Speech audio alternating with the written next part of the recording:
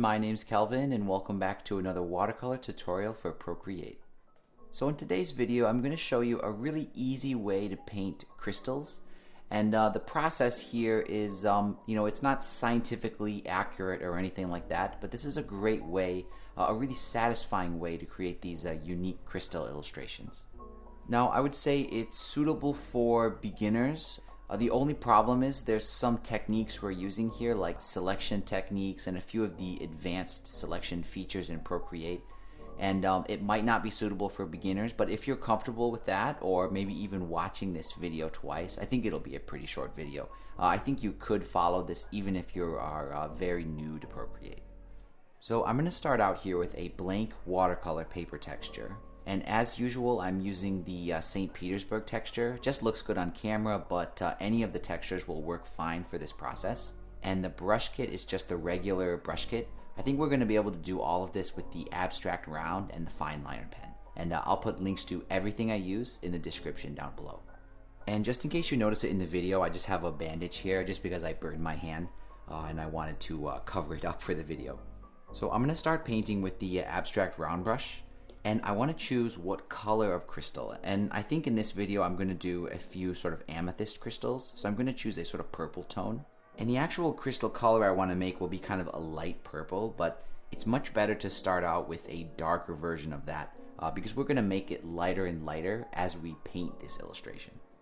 Now, using that abstract round and that dark purple and a pretty large size for the brush here, I'm just going to make a bunch of kind of random crystal shapes like this. And I just tried to make them in a few different strokes so I had that layering effect. And once I have those laid down, I'm just going to sort of rough out the tip like this. Now after that, I'm going to grab the water blender brush. And at maybe 20 or 30%, I'm just going to kind of add some interesting turbulence and kind of blending here where the strokes overlap.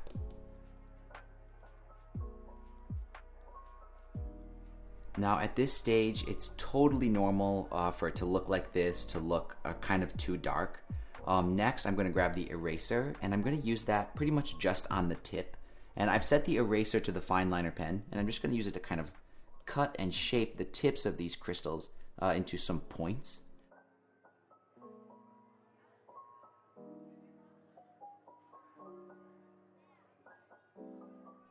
There, so once I've sort of refined the tips there, I can move on to adding some facets. And I'm going to do most of that with the selection tool. So I'm going to grab the selection tool and set it to freehand. And for each of these crystals, I'm going to add a center facet like this.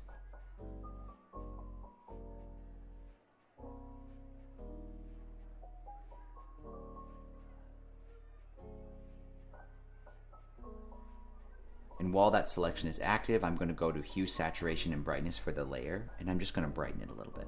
And it does oversaturate the colors a little bit when I do that, so I am going to desaturate it just a little bit. Then I'm going to deselect it.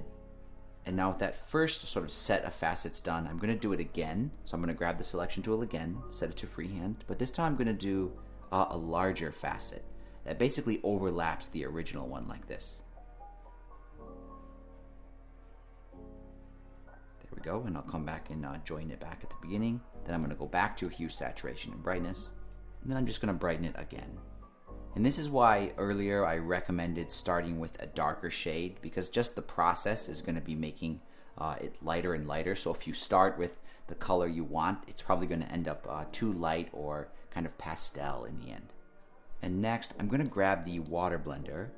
And basically the top of these facets, I'm going to kind of obscure that by blending it a little bit. So I'm just going to soften it up like this, just to sort of lose some of that definition. And we can add it back later on.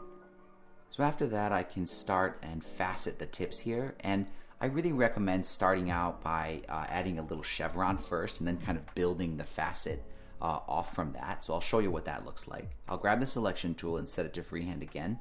And I'm just going to make a little chevron, just basically randomly on each one.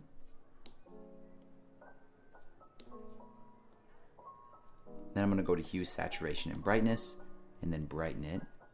And just sort of seeing that chevron will sort of, at least for me, it gets my imagination going, and I can start to imagine other places where I can add a facet. So I'm just going to continue and just kind of go with whatever I feel like.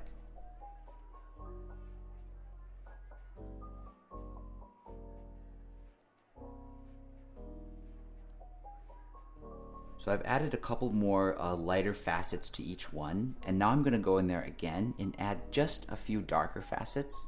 And I'm also going to try to focus those on any of the edges that turned out light. So for example, I'll choose to make this one a kind of dark facet, but then I'll carry it down the edge like that. Then I'll go to hue, saturation, and brightness and just darken it. And then I'm going to continue on and do the same thing, basically adding just one or two sort of dark facets to sort of bring out some more depth. Now here where I have two crystals kind of coming together, I have to choose like which one should be in the front. But this is the problem you're going to have because crystals have a kind of complicated geometry going on, and there's just no way to get it exactly right unless you plan everything with a pencil sketch. So if you have areas where you're not sure, how it should come together, just grab the water blender and just kind of blur it out.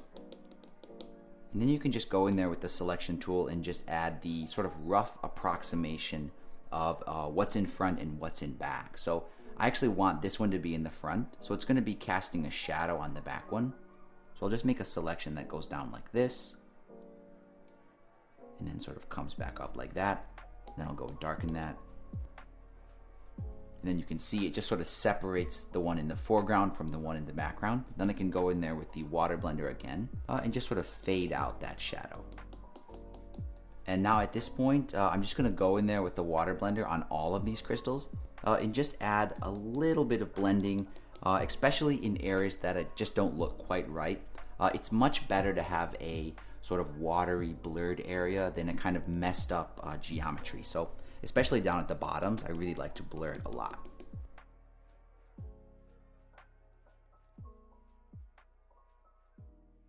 And next I want to add some random color variation, and this is my normal technique.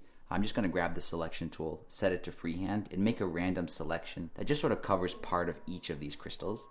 Then I'll circle back around and then feather it out quite a bit. I'll go to hue, saturation, and brightness, and I'm just going to shift the hue just to introduce a slightly more kind of lavender tone in there.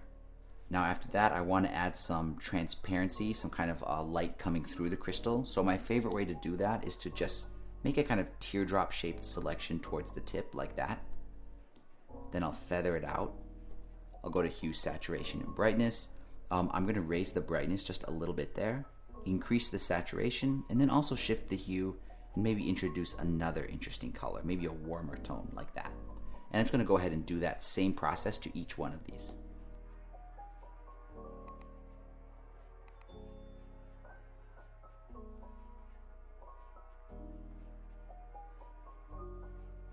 Now these are looking pretty good, and you could leave them just like this, like it could be done at this point, but one thing I like to do is introduce a sort of vertical ombre effect. So I really like it when they start out kind of gray and desaturated and then fade up into these more saturated purple tones. So the best way to do that, I think, is with the selection tool again, set to freehand, and I'm just going to make a selection that just sort of covers, the point where I'd like the color transition to happen.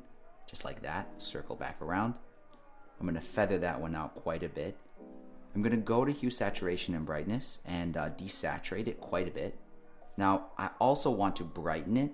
So this is where the tutorial gets a little bit technical, because you could brighten it just using the brightness slider, but I actually, that doesn't work in every case. Sometimes when you brighten it, you get this sort of blown out color effect. And I don't know how easy this is to see on the camera, but basically, light areas are totally getting blown out, and we're having this weird kind of edge effect. It just breaks the watercolor realism. So if you're having that problem and the brightness slider alone doesn't do it, just set the brightness back to 50% and only do the desaturation effect here, and then deselect it. Or actually leave the selection on, just go out of that hue, saturation, and brightness by clicking the magic wand, but the selection is still active. Then I'm going to go to the magic wand again, and before I did the hue, saturation, and brightness, this time I'm going to do the curves adjustment here for the layer. Now again, this part is optional. You may be able to get a great effect just by using the brightness tool, but I usually don't like the way that looks, so I'm going to use the curves tool, and I'm just going to raise the bottom end. I'm just going to raise it up until it gets pretty light, And if you notice it's getting too light and kind of blowing out, it might be worth creating a new node here in the middle. And you can kind of lower the middle just a little bit like that. And that looks pretty good, so I'm going to deselect it. And this is what I mean about the kind of vertical ombre fade. I don't know why, but it adds a really nice kind of convincing transparency kind of look. Now, one thing I recommend is when you brighten it, you're going to have a problem where you lose contrast. So you don't have to, but I like to add some sort of hard edges in manually to kind of define the kind of edges of the facets. So to do that, I'm just going to do them one at a time, and I'm going to make a new layer above my crystal because we've been doing this all in one layer so far, and I want to adjust the opacity of these lines, so I'm going to make them on a different layer. And I'll choose a pretty dark color, and I'm going to grab the fine liner pen. And at a really small size, actually a tiny size, I'm just going to go in there and very sparingly, I'm just going to add a couple of hard edges. And after that, I'm going to go and change the layer transparency mode to multiply. Then I'm going to set the transparency to 0 and then just slowly raise it up just until I can barely see the hint of those lines. And I'm going to go ahead and do the same process to the remaining 2 crystals here.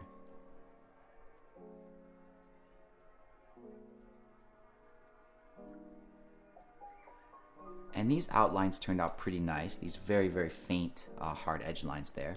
And I'm just going to merge those together with the main layer of the crystals.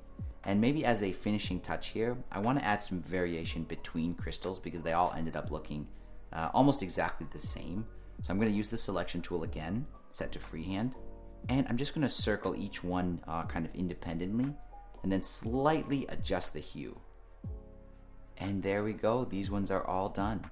And they print out so nicely. I think the last few days I've been painting like 100 of these crystals. I got a little bit obsessed with it, and I have quite a pile of them that I've printed out and cut out. It's just really satisfying to hold them.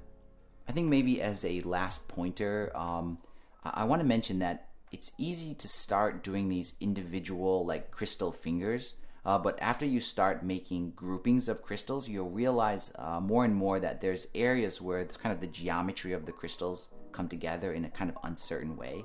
And my recommendation is just to blur out those areas, use the water blender and make them very vague, or just outright cover those kind of troublesome areas up with a whole different crystal.